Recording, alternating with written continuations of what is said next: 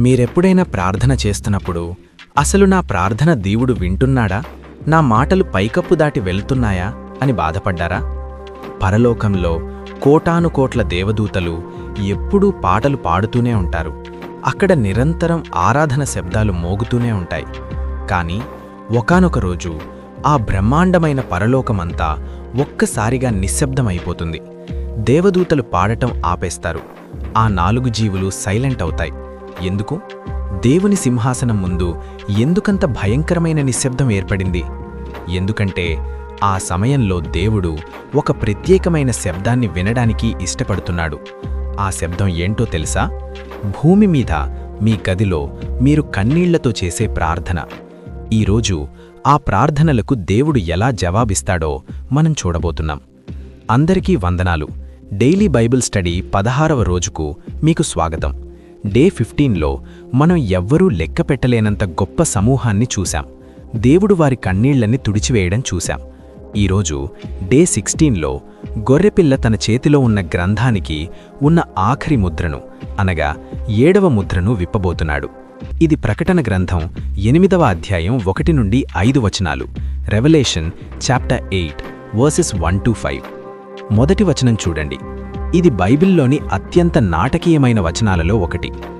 ఆయన 7వ ముద్రను విప్పినప్పుడు పరలోకమందు ఇంచుమించు అరగంటసేపు నిశ్శబ్దముగా ఉండెను. అరగంటసేపు నిశ్శబ్దం. ఇది వినడానికి చాలా చిన్న సమయంలాగా అనిపించవచ్చు. కానీ 4 మరియు 5వ అధ్యాయాలలో పరలోకం ఎలా ఉందో ఒకసారి గుర్తు తెచ్చుకోండి.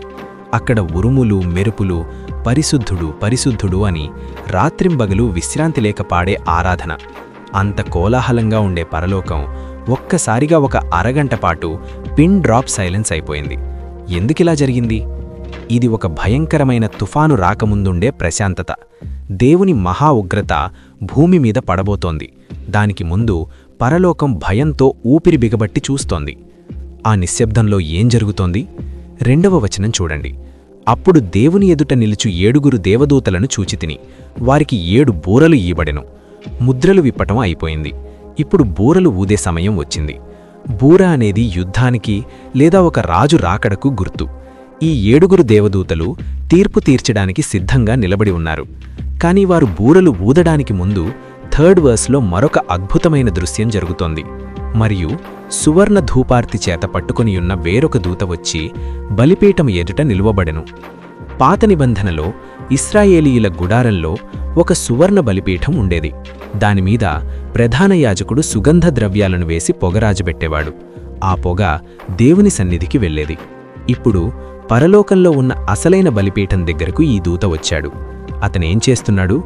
సింహాసనము ఎదుట ఉన్న సువర్ణ బలిపీఠం మీద సకల పరిశుద్ధుల ప్రార్థనలతో కలుపుటకై అతనికి బహు ధూపద్రవ్యములు ఇయ్యబడెను.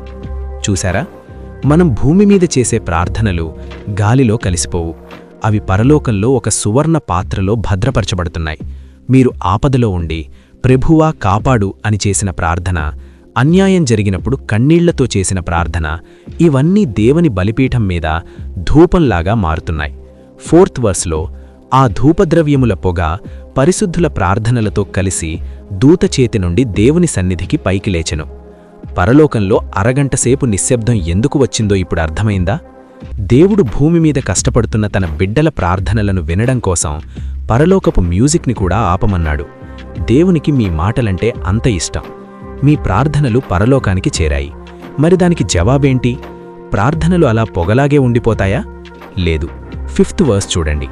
దేవుని జవాబు ఎలా వస్తుందో ఇక్కడ చూడండి. ఆ దూత ఆ ధూపార్తిని తీసుకొని బలిపీఠం మీది నిప్పులతో దానిని నింపి భూమి మీద పడవేశెను. వెంటనే ఉరుములు, ధ్వనులు, మెరుపులు, భూకంపము పుట్టెను. దీనర్థమేంటంటే చరిత్రను నడిపేది రాజకీయ నాయకులు కాదు, టెక్నాలజీ కాదు. చరిత్రను నడిపేది దేవుని ప్రజల యొక్క ప్రార్థనలు. మీరు ప్రార్థన చేసినప్పుడు దేవుడు పరలోకాన్ని సైలెంట్ చేసి మరీ వింటాడు. మీ ప్రార్థనలు దేవుని సింహాసనాన్ని కదిలించే శక్తి కలవి. ధైర్యంగా ప్రార్థించండి. ఆశతో ప్రార్థించండి. దేవుని జవాబు నిప్పులాగా దిగివస్తుంది. రేపు డే 17లో ఆ 7 దేవదూతలు బూరలు ఊదటం ప్రారంభిస్తారు.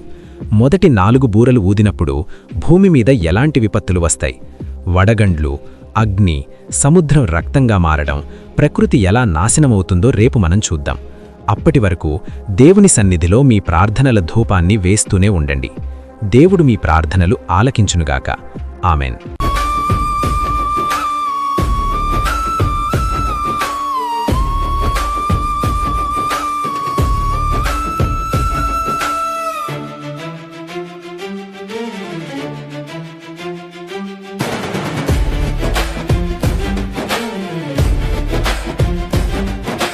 పరిశుద్ధాత్మ అగ్నితో మన హృదయం నిండాలి.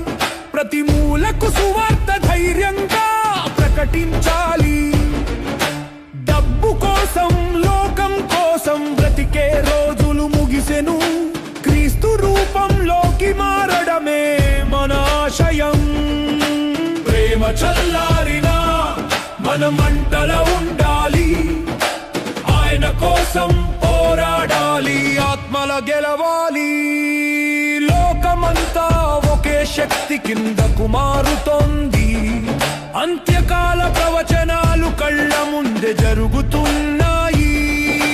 కష్టాలు వస్తాయి, హింసలు పెరుగుతాయి.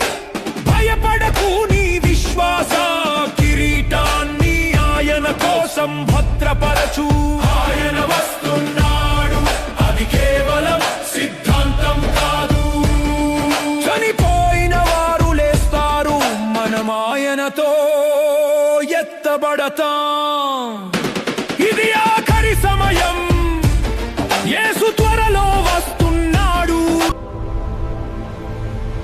Strength in grace. It's all about Jesus.